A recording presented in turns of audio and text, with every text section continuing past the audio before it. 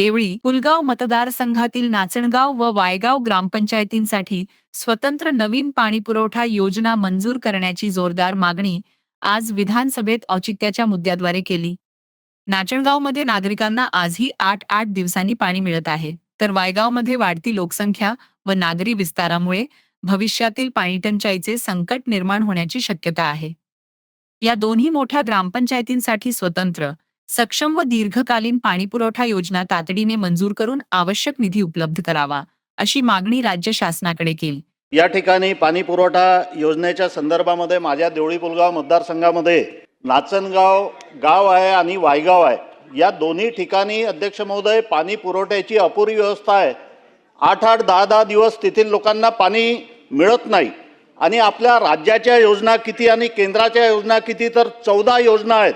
ग्रामीण पाणी पुरवठा योजना, मुख्यमंत्री ग्रामीण पेयजल योजना, शिवकालीन पाणी पुरवठा, पाणी टंचाई निर्मूलन, संयुक्त नळ जोडणी, स्वतंत्र नळ जोडणी, अमृत योजना आणि महाराष्ट्र जीवन प्राधिकरण इतक्या योजना असताना अध्यक्ष महोदय नाचणगाव आणि वायगावला 10 दिवस पाणी मिळत नाही अध्यक्ष महोदय।